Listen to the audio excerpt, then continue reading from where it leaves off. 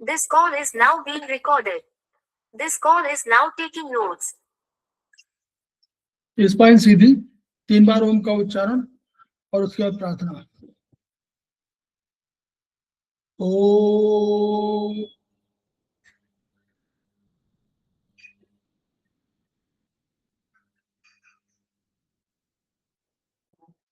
ओम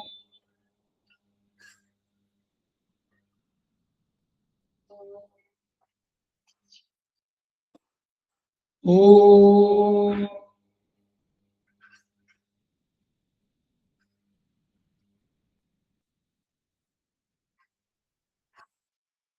वह शक्ति हमें दो दया निधे, कर्तव्य मार्ग पर डट जाएं, पर सेवा पर उपकार में हम निज जीवन सफल बना जाएं। वह शक्ति हमें दो दया निधे, कर्तव्य मार्ग पर डट जाएं। हम दीन दुखी निपीड़ों विकलों के सेवक बन संताप हरे, जो है बिछड़े भूले भटके, उनको तारे खुद तर जाए।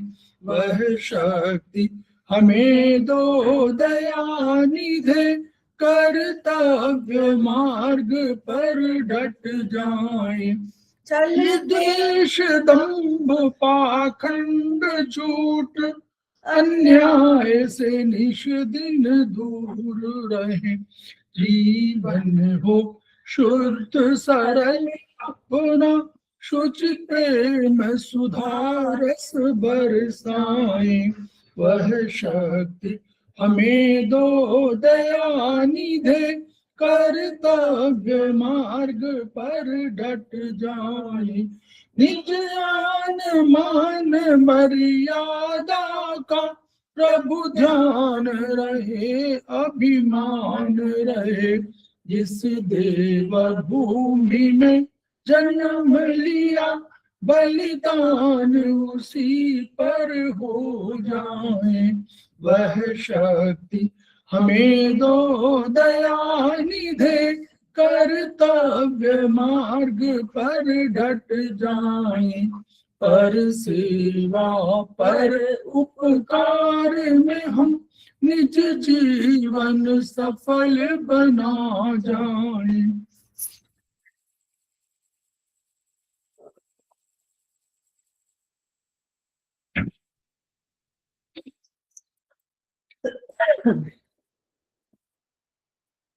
समवायी क्लासेस में आप सभी का स्वागत है। हमारे बीच में श्रीमती वर्षा श्रीवास्तव, उपाध्यक्ष समवायी फाउंडेशन उपस्थित है, उनका स्वागत है। हमारे बीच में गरिमा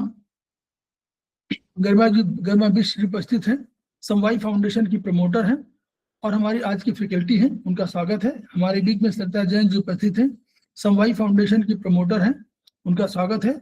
हमारे बीच में रीता गांधी जी उपस्थित हैं, वो सीनियर थेरेपिस्ट हैं, उनका स्वागत है।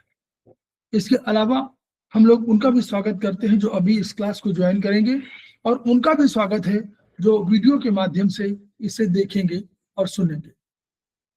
हम लोग समवायी फाउंडेशन के सदस्य हैं और हम लोग एक्यूप्रेशर शोध प्रशिक्षण एवं उपचार संस्थान प्रयागराज से संबद्ध हैं।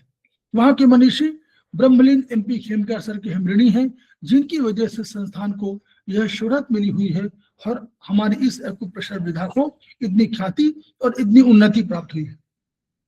खेमकर सर के कुछ सपने हैं, उनके कुछ मोटो हैं। उनका मोटो है each one reach one, each one treat one, each one teach one. इसी को आपके माध्यम से जन जन जागरण अभियान के तहत सारे संसार में फैलाने का हमारा सपना है, और हमें विश्वास है कि ये विधा जो अपेक्षाकृत कम खर्चीली है, इसका लाभ केवल आपको ही नहीं मिलेगा, आपके घर परिवार, पास पड़ोस, इष्ट मित्र, बंधु बांधवों को ही नहीं मिलेगा, वरन समस्त पीड़ित मानवता को मिलेगा। इसी विचार के साथ हम लोग आज की क्लास की शुरुआत कर रहे हैं। हम लोग सेमेस्टर 2 के कोर्सेज पर चर्चा कर रहे हैं और उसी में आज हम लोग ट्रीटाइज 7 के जो चैप्टर हमारा 3 है, 5 एलिमेंट थ्योरी, इस पर हम लोग चर्चा करेंगे गरिमा जी के साथ, और हम गरिमा जी को क्लास सौंप रहे हैं। मैडम मैं शेयर कर दे रहा हूँ उस टॉपिक को। Over to you.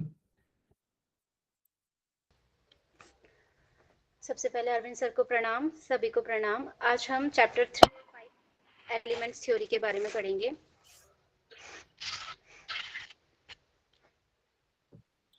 Sir start करें जी। 5 एलिमेंट्स थ्योरी। पुरातन काल में 3 सभ्यताएं ऐसी थी जिन्होंने अभूतपूर्व ढंग से प्रगति की थी। इसमें से एक भारत की सभ्यता थी, मिस्र की सभ्यता और चीन की सभ्यता। भारत की सभ्यता में माना जाता था कि मनुष्य का जो शरीर है वो 5 तत्वों से मिलकर बना है: आकाश, वायु, अग्नि, जल और पृथ्वी। इन 5 तत्वों में प्राण मिलकर शरीर को चलाते हैं। प्राण पंच तत्वों का नियंत्रण 7 चक्र करते हैं। हमारे शरीर में जो 5 प्राण हैं, जो तत्व हैं और एक प्राण है, इनका जो नियंत्रण है वो हमारे 7 चक्र करते हैं। संतगण इन 7 चक्रों के साधकर भौतिक आध्यात्मिक ऊंचाइयों को प्राप्त करते थे। चीन की सभ्यता में माना गया है कि मनुष्य का जो शरीर है वो 5 तत्वों से मिलकर बना है: पृथ्वी, जल, अग्नि, काष्ठ और धातु। ये 5 तत्व और जैव ऊर्जा जो की है ये मिलकर शरीर को चलाते हैं। यह की 2 प्रकार की होती है, यिन की होती है, यांग की होती है। चीन में 2 तरह की देखी गई, यिन की और यांग की। यह की शरीर में मेटाफिजिकल प्रवाह पथों के माध्यम से निरंतर निश्चित मार्ग से बहती रहती हैं। शरीर में इन 5 तत्वों को की का संतुलन कर फिजिकल एंड मेटाफिजिकल रोगों को ठीक किया जाता है। शरीर में 5 तत्वों एवं की का संतुलन कुछ निश्चित नियमों के अनुसार किया जाता है। इन नियमों को law of acupuncture, law of 5 elements कहते हैं। प्रत्येक एक्यूपंक्चर थेरेपिस्ट को इस लॉ की गहन जानकारी होनी चाहिए। अब देखते हैं मिस्र की सभ्यता। मिस्र की सभ्यता में पिरामिड को बहुत अधिक महत्व दिया गया है। देखा गया है कि पिरामिड के आकार के घरों में रहने से लोग जो थे वो आश्चर्यजनक रूप से ठीक हो जाते थे। पुरातन मिस्र में डेड बॉडीज को पिरामिड के नीचे रखकर सड़ने से बचाते थे। इन्हें ममीज कहते थे। चीन में माना गया जो प्राकृतिक फेनोमेनन्स हैं उनके 4 मूलभूत गुण होते हैं: cold, dry, hot and cold, dry and wait.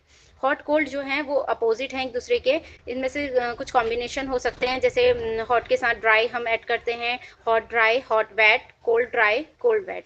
इनके साथ हम एलिमेंट्स को देखते हैं। Hot dry is fire element, hot wet is air element, cold dry is earth element, cold wet is water element. हम देखते हैं कि cold dry is earth element, अगर इसमें ड्राई को रिप्लेस कर वेट कर दें तो यह जल में परिवर्तित हो जाता है।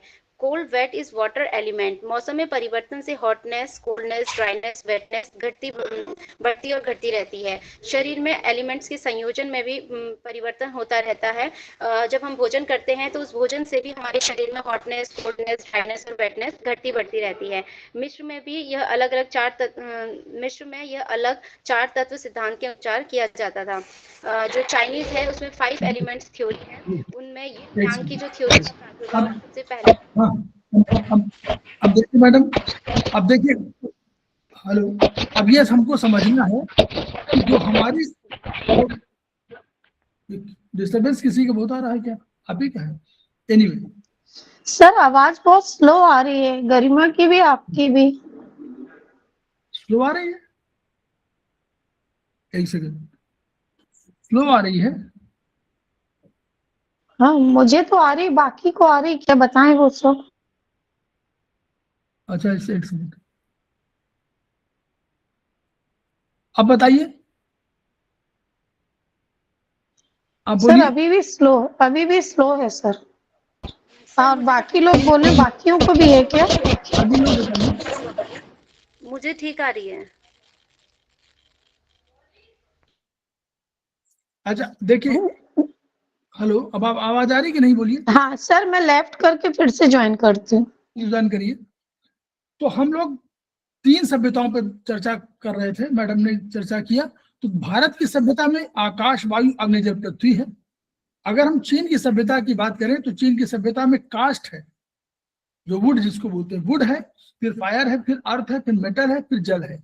लेकिन जो मिस्र की सभ्यता देखी, और ये मॉडर्न, उधर ये मिस्र की सभ्यता भी थी और ये यूरोप की सभ्यता में भी यही पॉइंट आया था उन्होंने कहा था 4 एलिमेंट थे, क्या है, एक एयर वायु तत्व कहा था, फायर कहा था, और वाटर और अर्थ कहा था, तो आकाश नहीं कहा था उन्होंने। तो अब देखिए कैसे उन्होंने ट्राई किया था। उन्होंने कहा कि मान लीजिए 4 मुख्य तत्व है, उनके हिसाब से या तो हॉट है, या कोल्ड है, या वेट है, या ड्राई है। अब इनके कॉम्बिनेशन में हॉट ड्राई, अगर हॉट है गर्म हो और ड्राई हो तो क्या होगा, फायर हो जाएगा, क्योंकि वो तो सूखा है, ड्राई होता है बिल्कुल, और हॉट भी होता है। अगर हॉट के साथ वेट जोड़ दे तो यानी देखिए हमारी एयर क्या होती है, एयर में हॉटनेस भी है लेकिन वेटनेस भी है, कभी वो शीतल मंद समीर भी हो जाती है, कभी वो गर्म होती है।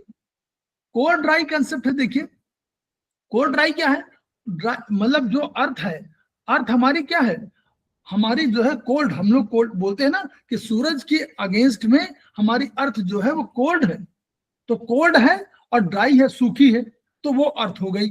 और कोल्ड अगर हो और वेट भी हो तो वाटर एलिमेंट है। इसका मतलब ये हुआ कि उन्होंने ये कहा था कि एक तत्व दूसरे तत्व से रिप्लेस हो सकता है। कैसे, अगर हम इसमें कोल्ड ड्राई हमारा अर्थ है, अगर इस कोल्ड ड्राई में हम ड्राई को हटा करके वेट कर दें तो हम इसको अर्थ से ट्रांसफर कर सकते हैं वाटर में। दिस वाज द थ्योरी कि ट्रांसफॉर्मेशन हो सकता है, जो मॉडर्न साइंस भी यही कहती है कि हम ऊर्जा को ट्रांसफॉर्म तो कर सकते हैं लेकिन वो ऊर्जा समाप्त नहीं हो सकती। वही चीज उन्होंने कही कि अर्थ और वाटर को हम लोग ट्रांसफॉर्म कर सकते हैं, क्योंकि कोल्ड में ड्राई है और यहाँ कोल्ड में वेट है, तो dry is replaced by wet, then earth becomes water. तो ये चीजें हैं। तो हमारे शरीर में जो बना हुआ है, सारे शरीर का जो हॉट, ड्राई, फायर, एयर और अर्थ, वाटर से बना हुआ है, इसमें हम ट्रांसफॉर्मेशन कर सकते हैं। कैसे, हम केवल कुछ तत्वों को इसे उधर से उधर कर दे। चलिए आइए, come on, yes Chinese 5 elements theory के अनुसार पहले सबसे मैडम, पहले आप थोड़ा सा माइक रखिए बस। सबसे पहले हमारी यिन यांग थ्योरी का प्रादुर्भाव हुआ था। इसके बाद हमारा सेकंड था there are the 3 tiers cosmological structure, जिसमें अपर, मिडिल और लोअर 3 पार्ट थे। अपर जो है वो हेवन है, मिडिल पार्ट हमारा ह्यूमन कहा जाता है, लोअर पार्ट अर्थ था। जो हेवन पार्ट है वो यांग ची का प्रतिनिधित्व करता है, और जो ह्यूमन पार्ट है हमारा मिडिल जो पार्ट है वो हमारा पोषण प्रदान करता है, और जो अर्थ है लोअर पार्ट वो हमारे रेन मेरिडियन से वो है। देयर आर 4 सेशंस, 4 ऋतुएं होती हैं। बसंत है, स्प्रिंग है, समर ग्रीष्म है, ऑटम शरद है, विंटर शीत ऋतु है। Human body, the 3 tiers cosmos is made of 5 elements. जो हमारे जो ह्यूमन बॉडी अभी हमने पढ़ा, upper, middle, warmer, heaven, human जो अर्थ थे, ये तीनों चीजें 5 एलिमेंट्स से मिलकर बनी थी। इन 5 एलिमेंट्स हमारे क्या थे, water, would, fire, earth, metal. जो वाटर एलिमेंट्स हैं इसमें हमारे 2 ऑर्गन्स आते हैं, किडनी और यूरिनरी ब्लैडर। किडनी हमारा यिन ऑर्गन है, यूरिनरी ब्लैडर हमारा यांग ऑर्गन है। वुड में हमारे 2 ऑर्गन आते हैं, लीवर और गॉल ब्लैडर। लीवर यिन ऑर्गन है, गॉल ब्लैडर यांग ऑर्गन है। फायर में 2 ऑर्गन हमारे 4 ऑर्गन्स को रखा गया है। हार्ट और पेरिकार्डियम इन ऑर्गन्स में आते हैं। स्मॉल इंटेस्टाइन, ट्रिपल वार्मर यांग ऑर्गन है। अर्थ एलिमेंट में 2 ऑर्गन्स आते हैं, स्प्लीन और स्टमक। स्प्लीन यिन ऑर्गन है, स्टमक यांग ऑर्गन है। मेटल में 2 ऑर्गन आते हैं, लंग्स यिन ऑर्गन है, लार्ज इंटेस्टाइन यांग ऑर्गन है। इसके बाद हम देखते हैं बेस क्वालिटी ऑफ 5 एलिमेंट्स। ये 5 एलिमेंट्स से water, would, fire, earth, metal, इनकी कुछ क्वालिटीज थी, कुछ टेस्ट हैं और कुछ मूवमेंट्स हैं। तो 5 एबिलिटीज क्या है, वाटर मोस्ट एंड डाउनवर्ड्स, पानी जो है वो हमेशा नीचे की ओर प्रभावित होता है।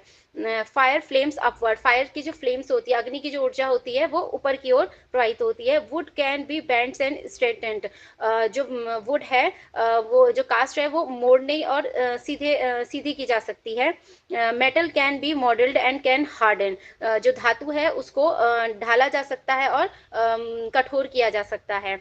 अर्थ परमिट शोविंग, ग्रोविंग, रैपिंग, जो हमारी मिट्टी है, जो हमारी अर्थ है वो हमारी फसल के या फिर बिजाई के, बुआई के, इस चीज के काम आती है। 5 टेस्ट, हमारे 5 टेस्ट देखे गए हैं। हमारे जो स्वाद हैं वो हमारे एलिमेंट से रिलेट करते हैं। जो खट्टा, 5 प्रकार के स्वाद होते हैं, खट्टा, कड़वा, मीठा, तीखा और नमकीन। जो सोर है वो वुड एलिमेंट से रिलेट करता है। Bitter is relate to fire, sweet is relate to earth. जो तीखा है वो हमारे मेटल से रिलेट करता है और जो नमकीन है वो हमारे वाटर से रिलेट करता है। शरीर पर इन स्वादों का खास प्रभाव पड़ता है। जो खट्टा स्वाद है वो द्रव्य और यिन ऊर्जा को बढ़ाता है। इसके बाद देखते हैं हम 5 movements. Water represent downwards movement. हमने देखा कि वाटर जो है, वाटर की जो एनर्जी है वो नीचे की ओर प्रवाहित होती है। वाटर नीचे की ओर बहता है तो उसकी जो एनर्जी है वो नीचे की ओर प्रवाहित होती है। Fire represent upwards movement. जो आग की जो फ्लेम्स हैं वो ऊपर की ओर आती है। Would represent expansion outwards movement in all direction. जो वुड है, वुड की एनर्जी विंड है और विंड सभी दिशाओं में बहती है और उस सभी दिशाओं में उसकी गति होती है। Metal represent contraction inwards movement. जो धातु है उसमें संकुचन का गुण होता है। अर्थ रिप्रेजेंट नेचुरलिटी स्टेबिलिटी। जो अर्थ एलिमेंट है वो हमें प्राकृतिक स्थिरता प्रदान करता है। इसके बाद हमारे 4 सेशंस हैं। Wood is relate to spring session से रिलेट करता है और बर्थ से और स्प्रिंग सेशन से हमारा वुड एलिमेंट रिलेट करता है। फायर रिलेट करता है समर सेशन से और ग्रोथ से। मेटल रिलेट करता है ऑटम सेशन और हार्वेस्ट से। Water is relate to winter session and storage से। Earth is relate to late session transformation. प्रत्येक सेशन 3 माह का होता है। चारों सेशन के अंतिम 18 दिन अर्थ से संबंधित होते हैं। अगर कोई व्यक्ति प्रत्येक सेशन के अंत में बीमार पड़ता है तो उसके अर्थ एलिमेंट के स्प्लीन और स्टमक पर उपचार किया जाता है। ये नोट कर लीजिए ये नोट कर लीजिए कि चारों सीजन के उसमें 18 दिन है, यानी 365 दिनों में 18 दिन जो लास्ट वाले 18 दिन है हर सीजन के, मतलब 90 दिनों में 18 दिन, मतलब 72 दिन का। दिन में तो मानिए सीजन का होता है और अंत में अर्थ होता है 18 दिन। तो अगर कोई बीमार पड़ता है बार बार तो इसको मतलब कर देना चाहिए। Human life has 4 phases. मानव के जो लाइफ है, जीवन है, वो 4 फेजेस से होकर गुजरता है। पहले बर्थ, फिर एडोलसेंस एज होती है, मैच्योरिटी और old age, death. Sources of elements, हमारे जो एलिमेंट्स हमने देखे वुड, फायर, मेटल, वाटर, अर्थ, इनके कुछ अपने सोर्सेस होते हैं। जो वुड है वो हमें ट्रीज से मिलता है, ट्रीज से प्राप्त होता है। Fire is felled from the sun. सूर्य जो है हमें वो आग का एहसास देता है। Man tills the earth. मनुष्य जो है वो धरती पर जो भी फसलें उगाता है, जो भी बीज उगाता है तो उसके लिए यूज होता है। Metal is bent in the earth. पृथ्वी के जो धातु है वो पृथ्वी के लिए लाभकारी है। Water satisfies thrust. जो पानी है वो प्यास बुझाता है। इसके बाद 5 एलिमेंट्स चार्ट दिया है, में दिखाया है कि ब्रह्मांड के प्रभाव को दिखाया गया है जो धीरे धीरे भीतर प्रवेश करता है, अंततः आंतरिक अंगों तथा लघु ब्रह्मांड तक पहुंच जाता है। वो बाहरी ब्रह्मांड होते हुए धीरे धीरे सारी अंदर की ओर लघु ब्रह्मांड की ओर पहुंच जाता है। सर ये बताना।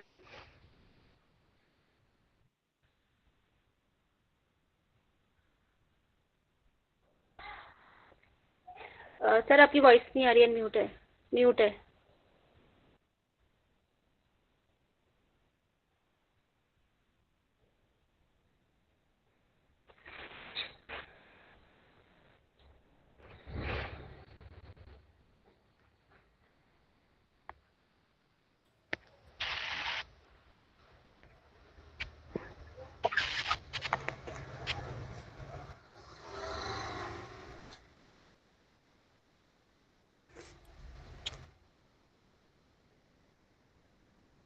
ये कंसेप्ट वहीं से लिया गया है कि जैसे ब्रह्मांड की सारी चीजें और पिंड माने मानव शरीर में कोई अंतर नहीं है, तो वैसे इन्होंने बताया कि देखिए जो ब्रह्मांड की बाहरी परिधि है तो ये तत्व है और अंत में आकर के, और सबसे छोटा पार्ट जो माना गया कि लीवर, तो वुड जैसे अंत में आया और उसके ये कैरेक्टरिस्टिक्स हुए और अंत में आकर के वो लीवर पर केंद्रित हो गया। उसके ऊपर गार्बेडर यांग बाहर भाग में है।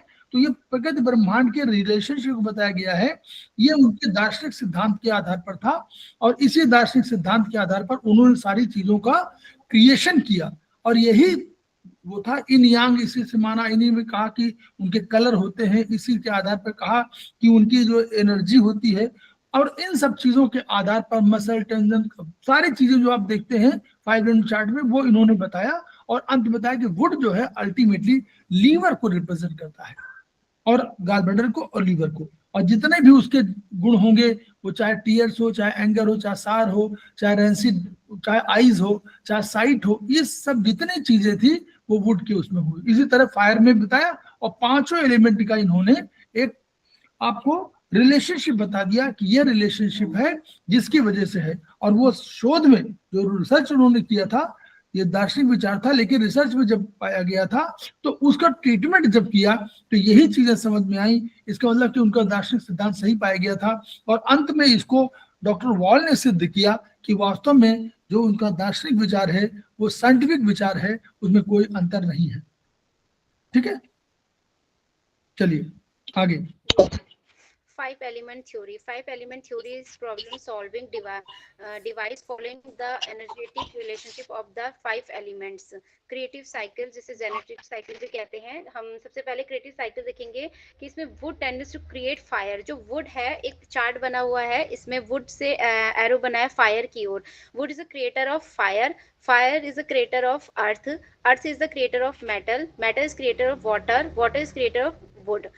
जो वुड है वो फायर को की इसमें रिलेशन दिखाया गया है, वुड और फायर। वुड क्रिएट करती है फायर को, इसलिए जो वुड एलिमेंट है वो मदर होगी फायर एलिमेंट की, और फायर सन होगा वुड एलिमेंट का। जो फायर है वो अर्थ एलिमेंट को क्रिएट करती है, इसलिए जो फायर है वो मदर होगी अर्थ एलिमेंट की, और अर्थ सन होगा फायर एलिमेंट का। अर्थ मेटल को क्रिएट करता है, इसलिए जो मेटल है, जो अर्थ है वो मदर है मेटल की, और जो मेटल है वो सन है अर्थ एलिमेंट का। मेटल से वाटर क्रिएट होता है, तो इसलिए जो मेटल है वो वाटर का क्रिएटर है, इसलिए वो उसकी मदर होगी, वाटर सन होगा मेटल एलिमेंट का। वाटर से वुड क्रिएट होता है, तो इसलिए वाटर मदर है वुड एलिमेंट की, और वुड सन है वाटर एलिमेंट्स का। जो वुड है वो फायर का क्रिएटर है। जब हम लकड़ी को जलाते हैं तो आग की उत्पत्ति होती है, तो इसलिए वुड को क्रिएटर माना गया है। आग में अग्नि उत्पन्न होती है, तो इसलिए वुड को क्रिएटर माना गया है फायर का। फायर जब अग्नि जलती है उससे राख उत्पन्न होती है, तो पृथ्वी का निर्माण होता है, इसलिए फायर को मदर माना गया है अर्थ का। अर्थ पर हमें धातुओं की उत्पत्ति होती है, इसलिए अर्थ को जो मेटल का मदर कहा गया है। मेटल को जब हम धातुओं से जल का निर्माण होता है, तो इसलिए मेटल को मदर कहा है वाटर का। वाटर से पे हम वाटर को क्रिएटर माना है वुड का। सर ये चीज क्लियर है? हाँ ठीक है, वाटर क्रिएटर वुड का है। वाटर पौधों को पानी देंगे तो जब जल की उत्पत्ति होती है। Relationship of organ is generative cycle. अब इसमें रिलेशन दिखाया गया है। वुड में हमारा लीवर यन ऑर्गन आता है, मदर ऑफ हार्ट। हार्ट हमारा जो है वो फायर का यन ऑर्गन है। Liver stores blood, blood is needed to house the mind. If liver blood is deficient, the heart will suffer. जो लीवर है वो स्टोर करता है ब्लड को। अगर लीवर में ब्लड की डेफिशिएंसी है तो उस केस में हार्ट यानी कि वो जो फायर एलिमेंट में है वो सन है वुड एलिमेंट का, तो उस कंडीशन में हार्ट को सफर करना पड़ता है, बहुत ज्यादा स्ट्रगल करना पड़ता है अगर लीवर में ब्लड की डेफिशिएंसी हो तो। The heart is the mother of spleen. The heart circulate the blood and helps the spleen function of transformation of blood. The spleen is the mother of. Relationship को इस तरह समझने के लिए साइकिल का जो बार बार मदर और सन की बात कर रहे हैं, तो उसका रिलेशनशिप भी क्या है। वो कह रहे हैं कि liver is the mother of heart. अब देखिए समझिएगा इसको। लीवर कहते हैं कि ये चाइनीज थ्योरी है, चाइनीज थ्योरी के हिसाब से, मॉडर्न साइंस में जाइएगा। लीवर स्टोर्स ब्लड, ब्लड का स्टोरेज है वो। तो वो कह रहे हैं कि जब अगर लीवर स्टोर करेगा, और लीवर के बाद क्या आता है याद करिए, लीवर के बाद आता है हार्ट, वही साइकिल में, जेनेटिक साइकिल में। तो लीवर ने स्टोर किया ब्लड को। अब यही ब्लड अगर देखिए वहां, ये हमारे चाइनीज में कहा गया है कि जो माइंड है, मन, जिसको मन कह सकते हैं, माइंड कह सकते हैं, वो कहाँ रहता है, वो रहता है हार्ट में। मन का वास ठीक है, हार्ट में रहता है। अगर हार्ट में तभी रहेगा जब आप उसको बढ़िया से ब्लड मिलता रहेगा। तो अगर बढ़िया से उसको ब्लड मिल रहा है तो रहेगा। तो अगर लीवर में कम स्टोरेज है, कम उसके पास है, तो वो क्या करेगा, हार्ट को भी कम देगा। तो अगर हार्ट को कम देगा तो हार्ट विल सफर। इस रिलेशनशिप की वजह से liver is the mother of heart. Relationship समझती रहेगी जो इसमें लिखा हुआ है वैसे ही। ठीक, चलिए madam. The spleen is the mother of the lungs. Spleen mother है lungs की। Heart mother of spleen. Heart circulates blood. Heart क्या करता है, ब्लड को सर्कुलेट करता है। अब मान लीजिए स्प्लीन, हम कहते हैं कि स्प्लीन भोजन बनाती है, कोई बात नहीं, लेकिन स्प्लीन को भोजन बनाने के लिए भी तो कोई एनर्जी चाहिए। वो एनर्जी केवल ब्लड के पास ही है। तो सर्कुलेशन ब्लड जैसे करेगा तो स्प्लीन को सहायता करेगा, क्या करेगा, अपने फंक्शन के लिए, ट्रांसफॉर्मेशन ऑफ ब्लड। लीवर, वो स्प्लीन ट्रांसफॉर्मेशन ऑफ ब्लड नहीं करता है, ध्यान रखिएगा, सबको बता रहा हूं, ये कंसेप्ट समझिए। स्प्लीन क्या करता है फंक्शन, स्प्लीन ऊर्जा बनाता है और फूड की बनाता है, फूड की बना करके भेजता है किसको, लंग्स को और हार्ट को, कि आप अपना अपना काम करिए। तो ये काम कौन सा काम करते हैं, वो की बनाता है लंग्स, और ये बनाता है उससे रक्त बनाता है। ठीक, अब ये अगर स्प्लीन न फूड की दे तो ब्लड बन ही नहीं सकता है। इसलिए कहा गया है helps in the spleen function of transformation of blood, क्योंकि ट्रांसफॉर्म खुद डायरेक्टली नहीं करता स्प्लीन तो ऊर्जा बना के दे देता है और उसको लंग्स को कहता है कि आप अपना काम करिए, ऊर्जा बनाइए, और हार्ट को कह देता है कि भाई अपना आप ब्लड बनाइए। अब अगर ये स्प्लीन न दे तो ट्रांसफॉर्मेशन ऑफ ब्लड नहीं हो सकता है। तो स्प्लीन को भी ऊर्जा चाहिए, तो स्प्लीन को भोजन ऊर्जा को भेजने के लिए ऊर्जा चाहिए, इसलिए हार्ट को मदर कहा गया है स्प्लीन का। चलिए आगे madam. The spleen is the mother of the lungs. Spleen भोजन से फूड की बनाती है, जो स्प्लीन है वो भोजन से फूड की बनाती है, इस फूड की को लंग्स को भेजती है। लंग्स इसे शुद्ध वायु मिलाकर शोधन कर गैदरिंग की बनाता है। जो स्प्लीन है वो भोजन से फूड की बनाती है, उस फूड की को वो लंग्स के पास भेजती है, लंग्स उसमें उसे परिशुद्ध करके उसमें ऑक्सीजन मिलाकर उससे गैदरिंग की का निर्माण करता है। The lungs are the mother of the kidney. Lungs की goes down to meet the kidney की, lungs की जो एनर्जी है वो नीचे की ओर किडनी के पास जाती है। The lungs also direct the body fluids down to the kidney. Lungs is also direction the body fluids down to the kidney. The kidney are mother of the liver. Kidney ये निरंतर liver blood को पोषण प्रदान करता रहता है। अच्छा, अब ठीक बता दें, 2 मिनट बता दूं? ठीक जी सर, बता। अभी इसमें लिखा हुआ है कि स्प्लीन मदर ऑफ लंग्स। अगर स्प्लीन फूड की ना बनाए तो फूड की और न भेजेगी, नहीं भेज पाएगी तो लंग्स क्या करेंगे, ना तो उसमें शुद्ध वायु मिला पाएंगे, ना उसको रिफाइन कर पाएंगे, और ना गैदरिंग के निर्माण कर पाएंगे। इस नाते spleen is mother of lungs. ये फूड की बनाकर लंग्स को देती है, तब लंग्स अपना काम कर पाते हैं। 4th number, the lungs are the mother of the kidneys. Lungs, अब देखिए लंग्स की फंक्शन देखिए, लंग्स की ऊपर से नीचे जाती है, क्या करती है, ऊपर से ये सब लंग्स की सबको एनर्जी देती है, ठीक है, क्योंकि गैदरिंग की बनाती है। उसने एनर्जी भेजा तो नीचे जाती है, तो किडनी क्या करती है, किडनी उस एनर्जी को रिसीव करती है, रिसीव करती है, और रिसीव करने के बाद जितना उसको आवश्यक होता है वो अपने आप क्या करती है, नीचे एसआई को, स्मॉल इंटेस्टाइन को, लार्ज इंटेस्टाइन का, यूबी को, सबको देती है, ठीक है, इवन पेरिकार्डियम वो ट्रिपल वार्मर को देती है, सबको उसने दिया। जितनी आवश्यक ऊर्जा हुई उतनी ऊर्जा को वो अपने पास रोक लेती है और शेष ऊर्जा को कहती है कि वापस चले जाइए, हमको आवश्यकता नहीं है। Lungs also direct the body fluids down to the kidneys. Lungs भी अपनी जो केवल की नहीं बल्कि वो फ्लूइड्स को भी, जो भी उसके पास फ्लूइड होती है उसको भी नीचे भेजता है। इस रूप में लंग्स, इस नाते lungs are the mother of kidney, इस रूप में कहा गया, क्योंकि वो भी तो किडनी को दे रही है ऊर्जा, इसलिए लंग्स मदर है। जबकि किडनी की ओरिजिनल की है, वो सबको देती है, लेकिन लंग्स इस मामले में है कि वो किडनी को ऊर्जा दे रहा और किडनी उस ऊर्जा को अपने और भागों को दे रही है और शेष को लंग्स को वापस कर दे रही है। Next last, the kidneys are the mother of liver. समझना है कि इस रूप में किडनी क्यों मदर है। लीवर जो है मदर, किडनी के पास दो चीजें हैं, एक किडनी इन है और एक किडनी यांग है। अब किडनी इन है और किडनी यांग है, तो किडनी इन से इन तत्वों को मिलेगा और किडनी यांग से यांग तत्वों को मिलेगा। तो सबके पास तो इन यांग है, ये कंसेप्ट क्लियर है ना। Every organ has one portion in one portion yang, या इन माने कंस्ट्रक्शन या स्ट्रक्चर और फंक्शन के लिए यांग कहें। तो अब किडनी इन, नोट कर लीजिएगा, किडनी इन सबको देती है सिवाय किसको, बोलिए कोई बताएगा। किडनी इन से सभी पोषण पाते हैं सिवाय स्प्लीन इन की। स्प्लीन इन नहीं, स्प्लीन किडनी इन से इन नहीं लेती, नंबर 1। नंबर 2, किडनी यांग सबको देती है सिवाय लीवर यांग को।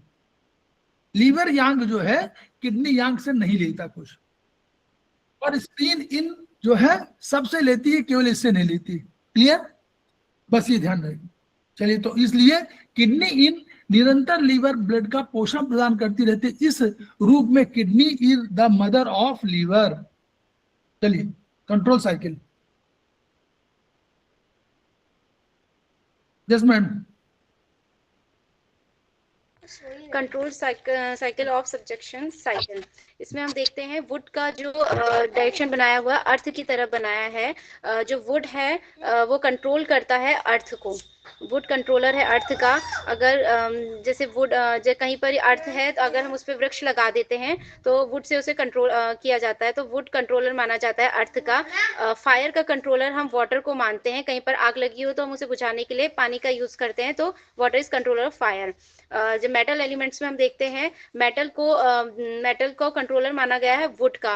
मेटल की जो धातुएं होती हैं उससे हम औजार बनाकर वृक्ष को काटा जाता है, उनसे औजार बनाए जाते हैं, तो मेटल को कंट्रोलर माना जाता है वुड का। और इसके बाद अर्थ जो है उसको कंट्रोलर माना जाता है वाटर का। इसमें हाँ, वाटर कंट्रोल। हाँ, अगर पानी को रोकना हो तो अर्थ का मेड़ बना देते हैं, बांध बनाया जाता है, मेड़ बना देते हैं, उसको रोकने के लिए। सर ये क्लियर है ना। हाँ, relationship of organ in control cycle. Liver control the stomach and spleen. Liver हमारा, अभी हमने देखा कि वुड जो कंट्रोलर है अर्थ एलिमेंट का, तो लीवर, वुड में हमारा लीवर एक ऑर्गन ऑर्गन आता है, और स्टमक, अर्थ में हमारा स्टमक जो है वो यांग ऑर्गन है। स्टमक एंड स्प्लीन, हाँ, हमारा यिन और यांग ऑर्गन्स, दो ऑर्गन्स आते हैं अर्थ एलिमेंट्स में। भोजन को सड़ाने पचाने में अमाशय की मदद लीवर करता है। स्प्लीन भोजन का रूपांतरण कर उसे आगे प्रभावित करता है। जब तक लीवर एवं अमाशय में सामंजस्य रहता है पाचन का कार्य निर्बद्ध रूप से चलता रहता है। जब लीवर ओवरटेक करने लग जाए तो यह प्रक्रिया बाधित हो जाती है। Heart controller. हाँ, बताइए इसको बताइए और थोड़ा बंद कर दीजिए आप, मैडम बंद कर दिया करिए। देखिए ऑर्गन, अभी कंट्रोल साइकिल में, ये कंट्रोल साइकिल हम लोगों को ध्यान देनी पड़ेगी। वुड जो है पहले फायर का तो मदर है, लेकिन वुड कंट्रोलर और अर्थ का ग्रैंड मदर है, अर्थ की ग्रैंड मदर है वुड। तो इसलिए जो ग्रैंड मदर है वो हमेशा कंट्रोल कर रही है। ये कंसेप्ट चाइनीज सिस्टम में है, ग्रैंड मदर कंट्रोल कर रही है। मदर तो है फायर की, लेकिन फायर है मदर अर्थ का, इसलिए वुड जो है ग्रैंड मदर है अर्थ की। इस रिलेशनशिप को याद रखिएगा। अब क्यों, कैसे कंट्रोल करता है, ये बता रहे हैं कि आपको ये समझना है कि चिकित्सा में हम क्यों बोल रहे हैं कि liver control stomach and spleen. इस चीज को बताने की कोशिश किया है कि भोजन को सड़ाने और पचाने, यानी जो राइपिंग होती है, जो भोजन जो है आमाशय में क्या होता है, 4 घंटे आमाशय में आपका कोई भी भोजन पदार्थ रहता है और एसोफेगस से आने के बाद और फिर वहीं पर वो चर्निंग होती रहती है। तो अब ये भोजन को सड़ाने में, और उसमें काम क्या करता है, अभी आप मॉडर्न साइंस जब पढ़ेंगे तो उसमें लिखेंगे कि देखेंगे कि लीवर एक कोई बाइल जूस बनाता है, वो bile juice liver gall bladder में सुरक्षित रखता है। गाल ब्लैडर से वो आता है और ये इस आमाशय में जो भोजन है, इस भोजन से जो हमारा वो 3 पदार्थ होंगे, कार्बोहाइड्रेट, फैट और प्रोटीन। तो जो फैट को पचाने में लीवर की ही पूरी भूमिका है। जब तक बाइल जूस नहीं आएगा तब तक ये उसको कंसेप्ट के हिसाब से उसको पचा ही नहीं पाएगा। तो इसलिए जब तक, अब यही काम है, तो भोजन को पचाने में, सड़ाने में आमाशय की मदद लीवर करने का हो गया। अब स्प्लीन भोजन का रूपांतर माने ट्रांसफॉर्मेशन करके कर देगा। अगर लीवर और स्टमक में, क्योंकि स्टमक में ड्यूडेनम में वो जो जाता है वो बाइल जूस, जब तक इसमें सामंजस्य नहीं होगा तब तक वो कोई ना आएगा, तो आगे आगे आमाशय या स्मॉल इंटेस्टाइन में वो कोई फंक्शनिंग हो ही नहीं पाएगी। क्यों? क्योंकि आपका पच ही नहीं पाएगा। तो अगर लीवर लीवर की एक भूमिका हम लोगों ने पढ़ा था, याद करिए, कि वुड कैन बी स्ट्रेटेंड और would can B bent.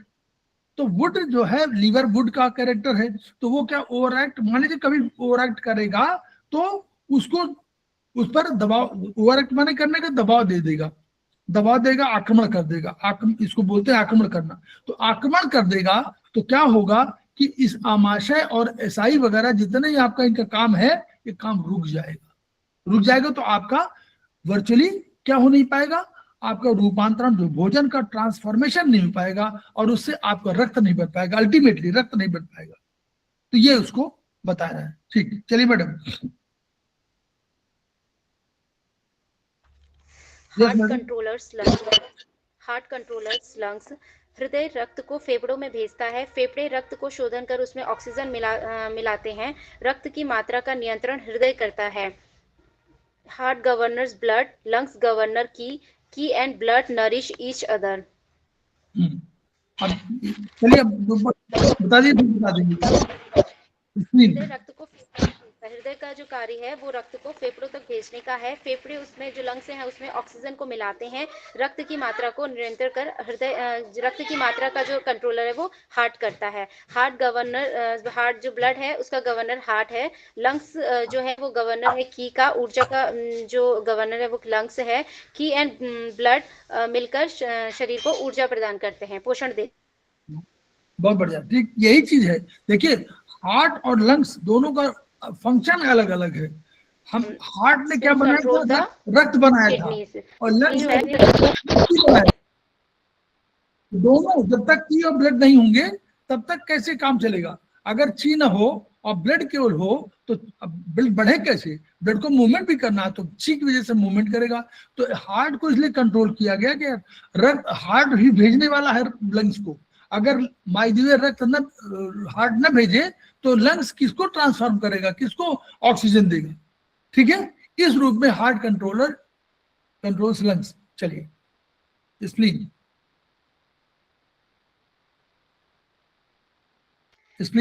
Control the kidneys. Spleen तथा किडनी दोनों शरीर में शारीरिक द्रव्यों का रूपांतरण करती हैं। स्प्लीन द्वारा भेजे गए रूपांतरित द्रव्यों को किडनी परिशोधित करती है, आवश्यक जल एवं केमिकल्स जो है और यूरिन के रूप में निष्कासित कर देती है। स्प्लीन और किडनी जो है दोनों शरीर में शारीरिक द्रव्यों, बॉडी फ्लूइड्स का करती हैं। स्प्लीन द्वारा भेजे गए रूपांतरित द्रव्यों को किडनी परिशोधित करती है। स्प्लीन द्वारा भेजे गए जो भी द्रव्य हैं उनको जो किडनी है वो तरीके से छानने का कार्य करती है और उसमें से जो भी शेष जो जल है और जो केमिकल्स हैं और जो यूरिन है उसको बाहर निष्कासित कर देती है। Lungs controller the liver. Lungs send qi downwards. Lungs की जो की है वो नीचे की तरफ जाती है। लीवर स्प्रेड्स की अपवर्ड्स। लीवर की जो एनर्जी है वो ऊपर की ओर जाती है। If lungs qi is deficient, अगर लंग्स की डेफिशिएंट है, कैन नॉट गो डाउनवर्ड्स, तो downwards liver qi rise too much. Deficiency of lungs leads to rising of liver qi rise too much. Deficiency of lungs leads to rising और liver yang और liver की stagnation. Lungs की जो energy है वो ऊपर की तरफ जाती है और जो नीचे की तरफ जाती है, और लीवर की जो एनर्जी है वो ऊपर की तरफ जाती है। इफ लंग्स अगर लंग्स डेफिशिएंट है तो उसकी एनर्जी नीचे की तरफ नहीं जाएगी, जिसकी वजह से लीवर की जो एनर्जी है वो एक्सेस हो जाएगी और ऊपर की तरफ चली जाएगी, उससे आगे चली जाएगी। Deficiency of lungs lead to rising of liver yang, liver किसे, जिसकी वजह से लीवर सर क्या आएगा इसमें, हाँ लीवर की स्टिमुलेशन या फिर बता रहे हैं। अगर देखिए ये लिखा हुआ है, ऐसे समझिए कि लंग्स को कह रहे हैं कंट्रोलर लीवर का। कैसे कंट्रोलर है, तो वही बताने की कोशिश कर रहे हैं कि कंट्रोलर कैसे है। लंग्स की जो की है वो सबको जाती है ऊपर से, लंग्स ऊपर ऊपर ढक्कन की तरह है, यहाँ पर चेस्ट पे है ना, तो चेस्ट से नीचे की ओर जाएगी। और लीवर क्या करेगी, लीवर क्या करती है, इस लीवर काम क्या है, जो भी चीज है उसको स्प्रेड करने का काम भी लीवर का है, फैलाने का, पूरे शरीर में छितरा देने का है, स्प्रेडिंग का काम इसका भी है। तो दोनों सहयोग करते हैं। अगर लंग्स की डिफिशिएंट हो जाए तो क्या होगा, वो नीचे जाएगी नहीं। तो अगर नहीं जाएगी तो लीवर की जो, अगर लीवर ऊपर जा रही है तो अगर जो है ये नीचे लंग्स की नीचे जा रही है, बाय द वे कमजोर हो गई, तो क्या होगा, जो लीवर की है वो ऊपर जाएगी और वो आगे भी चली जाएगी, क्योंकि डिफिशियंसी की वजह से। अगर लंग्स के डिफिशिएंट है तो लीवर जो है हमारा अपनी सीमाओं को अतिक्रमण करके बाहर चला जाएगा। तो इसलिए कह रहे हैं कि डिफिशियंसी ऑफ लंग्स, अगर लंग्स की डिफिशियंसी है तो वो लीवर यांग को ऊपर उठने के लिए, बहुत आगे जाने के लिए, स्टेग्नेशन के लिए, इधर उधर छितराने के लिए जिम्मेदार है। इसलिए लंग्स वास्तव में इस रूप में कंट्रोल करती है कि अगर लंग्स स्वयं कमजोर हो जाए तो वो लीवर कंट्रोल को नहीं कर पाएगी। तो यानी अगर शक्तिशाली है तो लंग्स भी लीवर को कंट्रोल करती है, और कमजोर हो जाए तो लीवर फिर अपनी सीमाओं का अतिक्रमण कर देगा। इस रूप में lungs control the liver.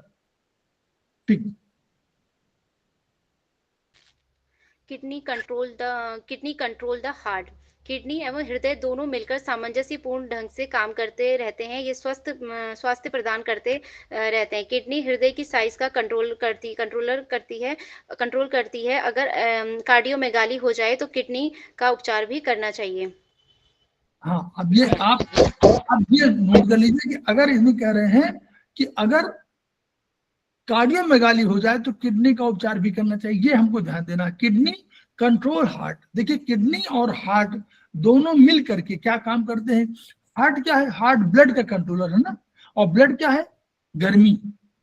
Blood गर्मी है, जल तत्व की गति है, जल माने ठंडक, ठंडक और गर्मी आपके शरीर में बैलेंस बनाए रखते हैं टेम्परेचर का, और स्वास्थ्य होता रहता है। अगर किडनी हृदय की साइज की कंट्रोल करती है, ये जो पॉइंट है, किडनी हृदय की साइज की कंट्रोल करती है, तो यानी किडनी आपको हार्ट को इन भी देती है ना, याद करिए हमने क्या कहा था अभी, किडनी सबको इन देती है सिवाय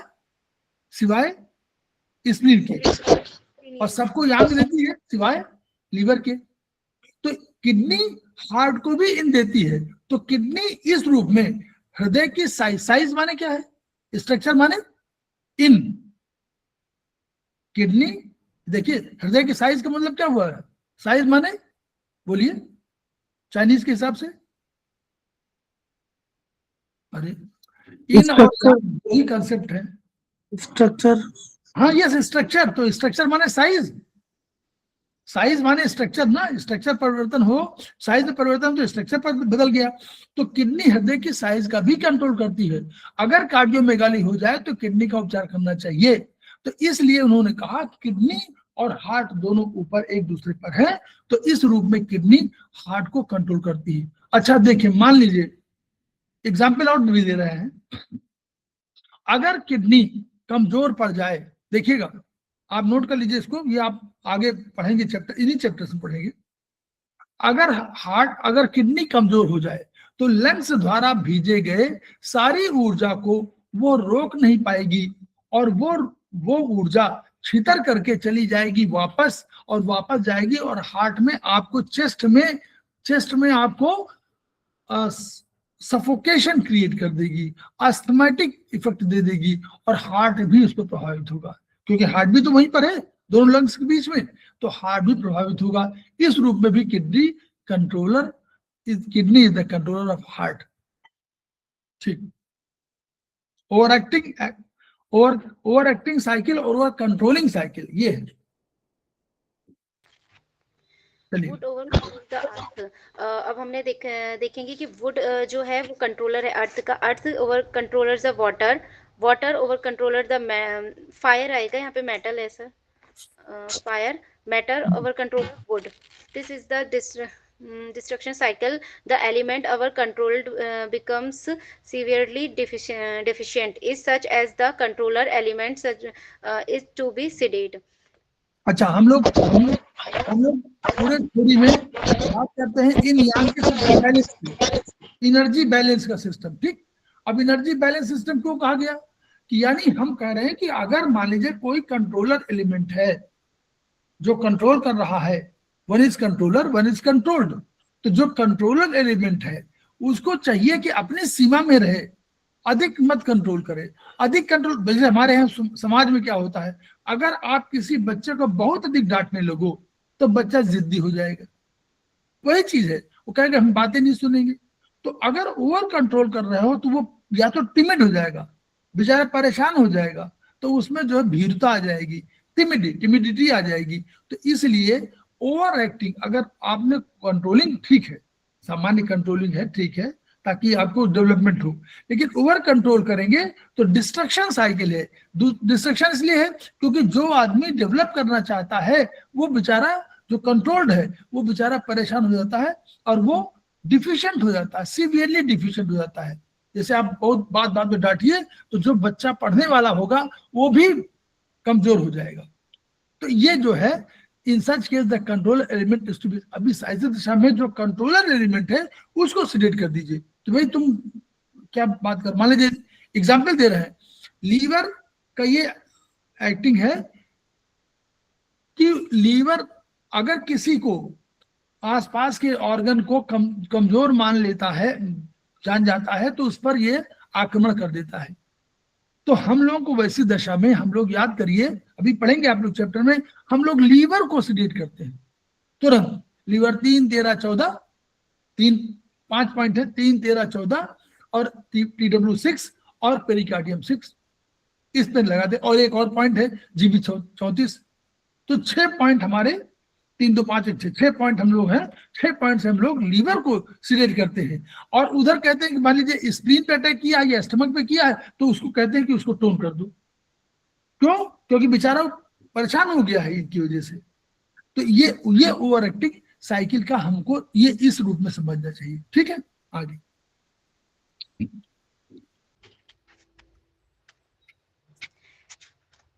साइकिल एंड इंसल्टिंग साइकिल, जिसे अधीनता विरोधी चक्र भी कहा जाता है। It takes place in the reverse orders than the controlling cycle. This is abnormal relationship among the elements that take place which when the balance is broken.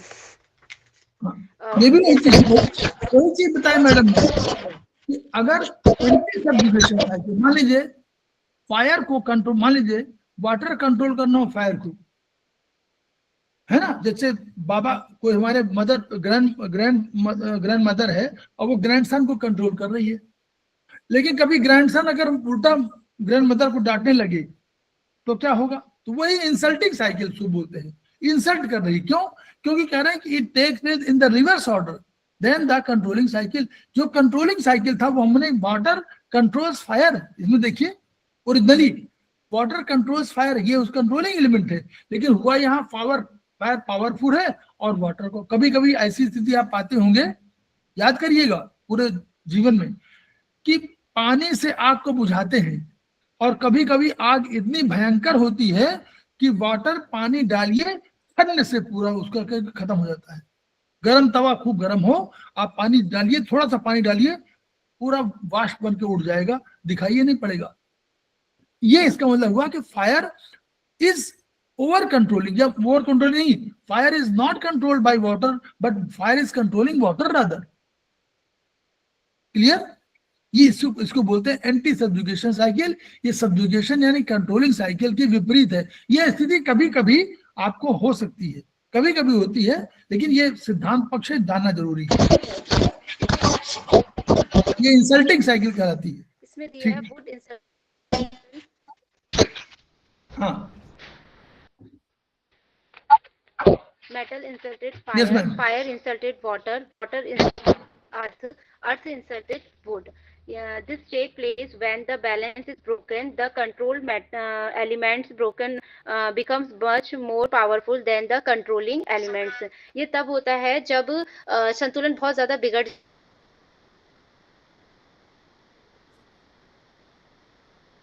जाता है। दोबारा ज्वाइन होता करिए। है जब नियंत्रित हाँ। तत्व जो होता है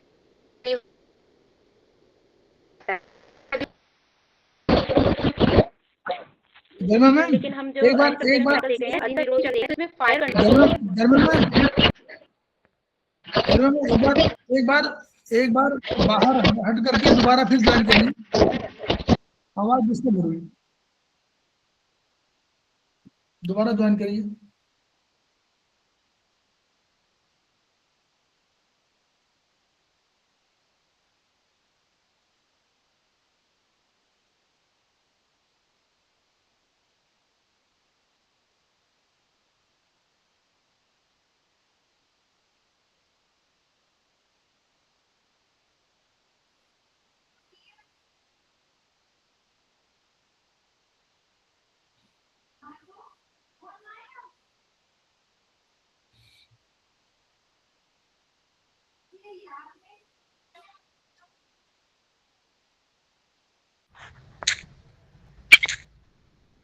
जी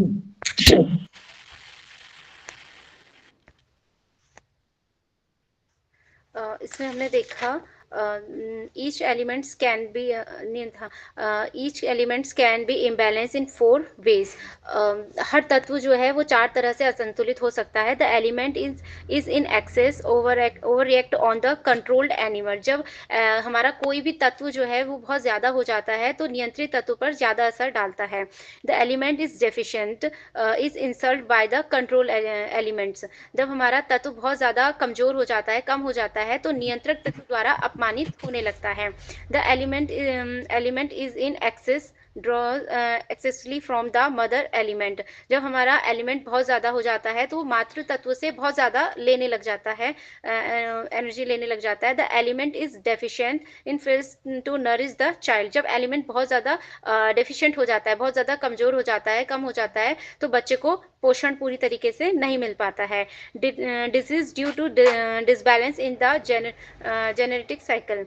जेनेटिक साइकिल के डिस्टर्बेंस के 2 प्रकार हो सकते हैं. The mother elements not nourish the child element. जब इसमें 2 चीजें बताई गई हैं जिससे डिस्टर्बेंस हो सकता है, असंतुलन हो सकता है. जब मदर एलिमेंट पोषण ना दे पा रहा हो चाइल्ड एलिमेंट को, उस कंडीशन में the child elements taking too much from the mother elements. और जब दूसरी कंडीशन है जब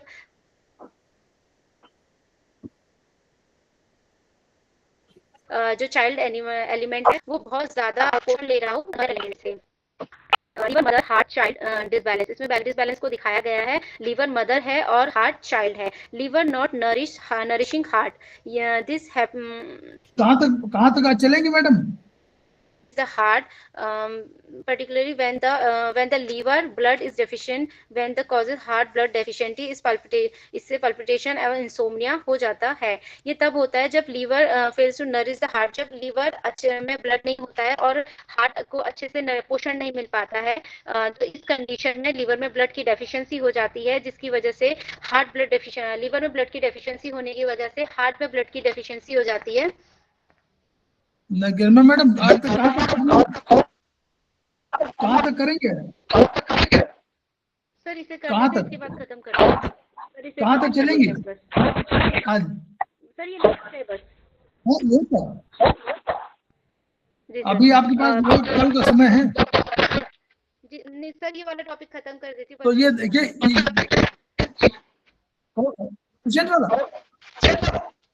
नहीं बस ये पल्पिटेशन इंसोम्निया हो जाता है, बस लास्ट हो गया सर, खत्म. अच्छा ठीक. तो देखिए ये जो कॉन्सेप्ट है, देखिए यहाँ 2 मैडम ने बताया भी. मदर देखिए 2 जनरेशन साइकिल के डिस्टर्बेंस 2 तरह के हो सकते हैं. कैसे? Number 1, mother element not nourishing the child element. आप तो समझ रहे पा रहे हैं? बिल्कुल समाज समझिए. समाज में मदर है और एक बेटा है. ठीक. अब बेटा जो है वो चाह रहा है कि हमको 100 रुपया डेली मिले, और मदर नहीं 100 रुपया देने के काबिल है, तो जिसको जितना वो चाइल्ड चाह रहा है उतना उसको नहीं मिल, मदर नहीं दे पा रही, तो mother element not nourishing the child element, जितना उसको चाहिए चाइल्ड को उतना नहीं दे पा रही। तो एक तो ये तरीका हो सकता है समाज की तरफ से। दूसरा क्या हो सकता है, child element taking too much from the element, mother element. Mother element के पास 100 रुपया है, वो 100 रुपया दे सकती है, लेकिन उसको 100 रुपये से नहीं तसल्ली है, वो 500 चाह रहा है, वो कह रहा हमको 500 चाहिए। अब ये भी तो स्थिति वैसे ही है। तो एक तो मदर एलिमेंट वास्तव में अपने चाइल्ड एलिमेंट को जो उसका आवश्यक चीज है वो नहीं दे पा रही है, इतनी आवश्यकता है। लेकिन दूसरे में क्या है कि चाइल्ड एलिमेंट इतना बदमाश है, यानी इस रूप में है, इतना ताकतवर है कि वो मदर से और अधिक लेना चाहता है और नहीं उसको मिल पा रहा, क्योंकि मदर जो है उसके पास, तो अगर उसमें मदर परेशान हो जाएगी। वही चीज लीवर का बताया उन्होंने, लीवर का मैडम ने बताया कि liver not nourishing heart, this happens when the liver fails to nourish heart. अब लीवर जो है मदर है और हार्ट सन है। अब लीवर ब्लड कम है, अब लीवर में ब्लड है तो हमने क्या कहा, लीवर स्टोर्स ब्लड, लीवर में ब्लड का स्टोरेज है। अगर लीवर में ब्लड का स्टोरेज ही कम है तो वो क्या करेगी, वो हार्ट को ब्लड कम देगी। तो लीवर में, लीवर की वजह से, लीवर ब्लड की वजह से हार्ट ब्लड डिफिशियंसी हो जाती है। हार्ट ब्लड डिफिशियंसी हो गई तो पैल्पिटेशन हो गया, इंसोम्निया हो गई। ये एक तरीका हो सकता है। तो अब आप हमेशा ध्यान दीजिए, जब भी पैल्पिटेशन हो, जब भी इंसोम्निया हो, तो दो चीजों पर ध्यान देना है, इधर liver blood is deficient, liver blood deficiency, या heart blood deficiency. Heart blood deficiency normally boy मतलब मेल में होती है, heart blood deficiency normally male में होगी, और liver blood deficiency normally female में होगी। नॉर्मली बोल रहे हैं, ऐसा नहीं बोल रहे कि नहीं हो सकता। Liver blood deficiency normally female में होगी और heart blood deficiency normally male में होगी। तो ये तरीका है। तो यहां तक हम लोग रखते हैं। तो बहुत बढ़िया, गर्मा मैडम का जो है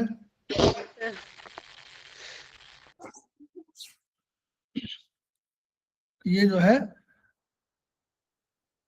तो सारी चीजें जो है गर्मा मैडम ने बढ़िया से बताया। और यही हमारा कहना है कि जिसके पास जो शक्ति है, शक्ति मानी ऊर्जा, ऊर्जा मानी ज्ञान, ज्ञान जो है पराभौतिक ऊर्जा वही ज्ञान है। तो पराभौतिक ऊर्जा ज्ञान है, इस ज्ञान को जितना आपके पास है उसको ट्रांसफर करिए। खेमका सर यही कह रहे हैं, वो कहते हैं कि आप ईच वन रीच वन, हमको सबके पास जाना है। कैसे कम्युनिकेट कर पाएंगे, यही तो माध्यम है कम्युनिकेशन का। ईच वन ट्रीट वन, ज्ञान नहीं होगा तो ट्रीट कैसे कर पाएंगे, और ईच वन टीच वन, ज्ञान नहीं होगा तो कैसे दूसरे को पढ़ा पाएंगे, कैसे बता पाएंगे, अपनी बातें कह पाएंगे। तो इन सब चीजों के लिए हम लोग बार बार कहते हैं अपना ज्ञान बढ़ाइए, ऊर्जा बढ़ाइए, जो ज्ञान मिले उसको आत्मसात करिए, फिर अपना ज्ञान बढ़ाइए, उस ज्ञान को ट्रांसफर करिए, और ट्रांसफर करने से आपका ज्ञान बढ़ेगा, सामने वाले का ज्ञान बढ़ेगा, और वो फिर कोई लिंक खोजेगा, कोई चेन बनाएगा, वो दूसरे को बताएगा, ऐसी चेन बनेगी, सभी लोग शिक्षित होंगे, सभी लोग ज्ञानी होंगे, और सब लोग ट्रीटमेंट अच्छे से कर पाएंगे। Each one reach one, each one treat one, each one teach one. इन्हीं शब्दों के साथ हम लोग 5 मिनट का विश्राम लेते हैं, फिर हम लोग आते हैं।